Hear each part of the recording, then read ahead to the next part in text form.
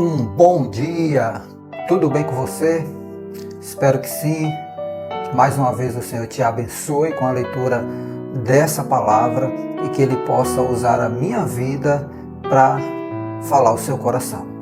Então, nós vamos hoje falar sobre a luta de Davi com Golias, a maneira como tudo isso aconteceu. Mas eu quero ser bem pontual em relação a isso, porque você já conhece toda essa história. E o nosso objetivo aqui não é contar a história, mas aprendermos algumas lições acerca de como o Davi enfrentou toda aquela situação que se apresentou a ele como um gigante. Então, você já conhece a história. Então, eu quero ser bem pontual nas seguintes questões. Eu quero aqui me referir à decepção, à perda, traição, a crítica e a rejeição.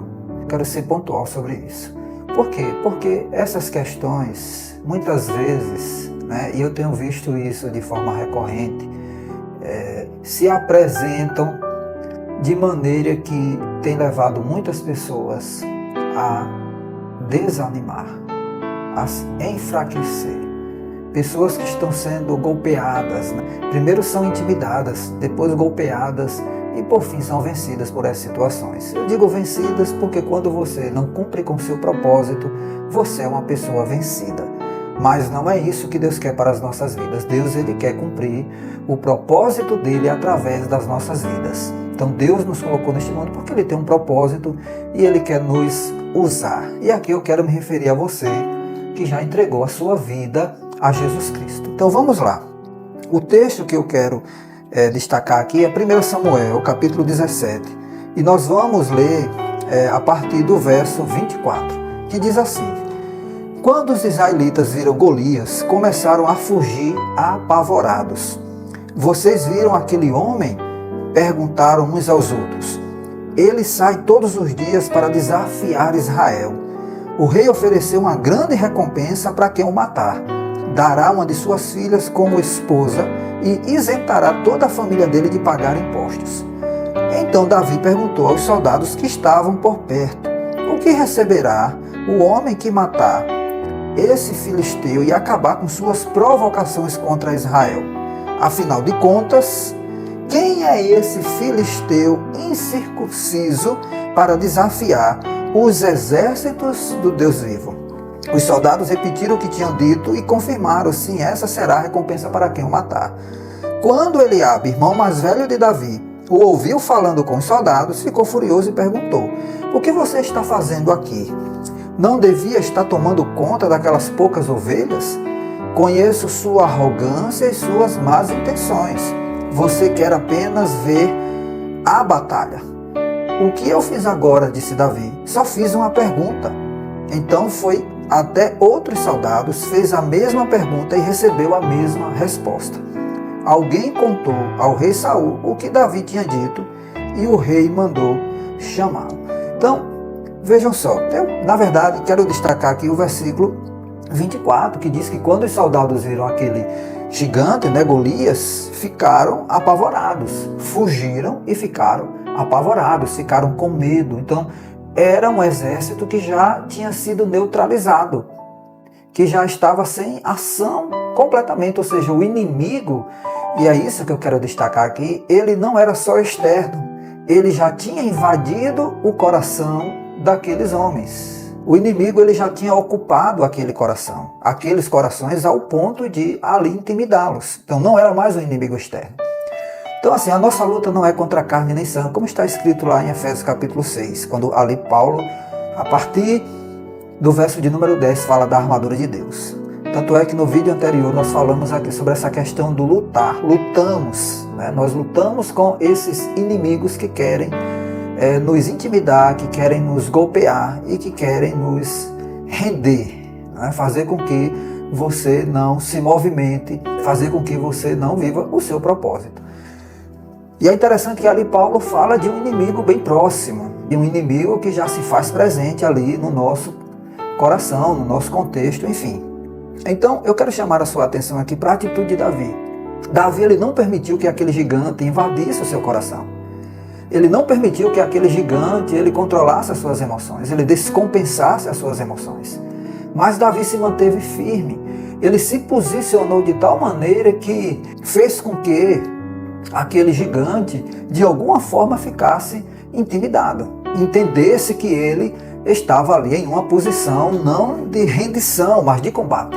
Davi estava assim rendido ao Senhor, mas aquele gigante ele não estava rendido.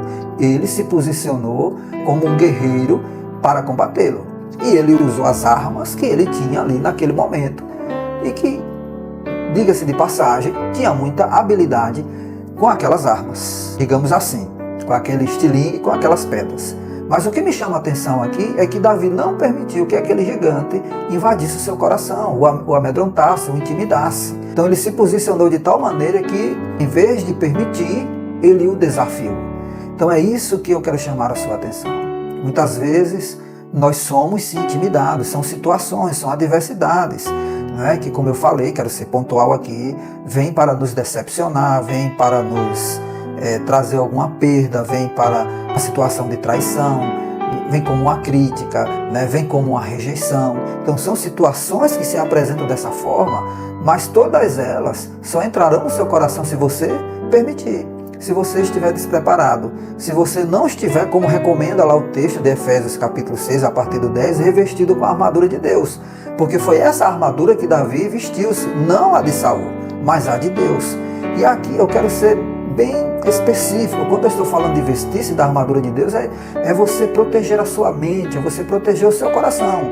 Não estou aqui querendo dizer que você não vá ser de alguma forma, digamos assim, atacado por essas circunstâncias, né? Não estou dizendo que ninguém vai te decepcionar, não vou dizer que ninguém vai te rejeitar, não vou te dizer que ninguém vai de alguma forma promover uma perda, não vou dizer que ninguém vai te criticar e que ninguém não vai te trair. Isso vai acontecer, mas a questão é como você vai lidar com essas questões, como é que você vai se posicionar. Você está pronto para enfrentar essas situações? Você tem gestão emocional para lidar com essas questões, assim como Davi? E muitas vezes a gente não precisa de muitos recursos. Davi não tinha muitos recursos, né, armas para enfrentar aquele gigante. Mas a grande questão de Davi estava aqui, ó. Estava na sua mente e no seu coração.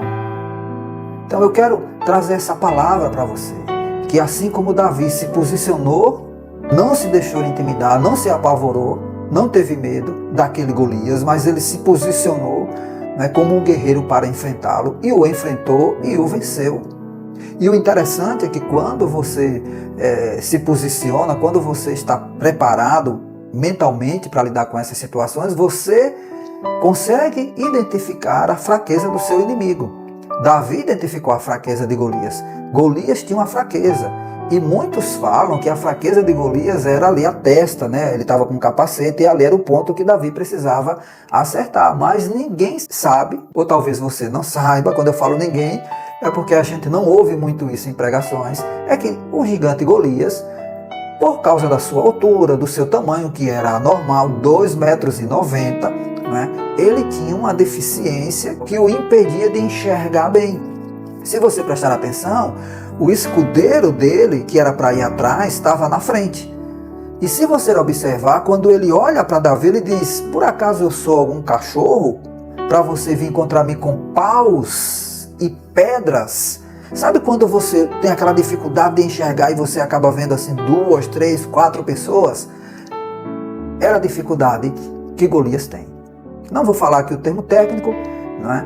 Mas vou falar de forma bem simples. E Davi, com certeza, ele se manteve em uma posição que iria permitir que essa deficiência de Golias prejudicasse Golias, mas uma distância que ia permitir com que ele, através da sua habilidade, acertasse o seu alvo. Então veja como é interessante isso, né? A questão da distância. Sempre que você estiver em uma situação como essa, você tem que manter uma distância. Uma distância em que você possa ali combater a situação, mas ao mesmo tempo você não vai permitir que ela te golpeie. Então que Deus te abençoe com essa palavra. Que você possa proteger a sua mente. Que você possa ser o gestor das suas emoções. Que você possa permitir que o Espírito Santo ajude você a gerenciar as suas emoções, para que você, e não as circunstâncias, possa determinar o como deve ser e o como não deve. E quando eu falo isso, eu estou falando, é claro, não de uma vida desprovida de Deus, nem do Espírito Santo. Não estou falando sobre isso. Mas aquilo que cabe você fazer, faça. Faça. Então, que Deus te abençoe e até a nossa próxima oportunidade.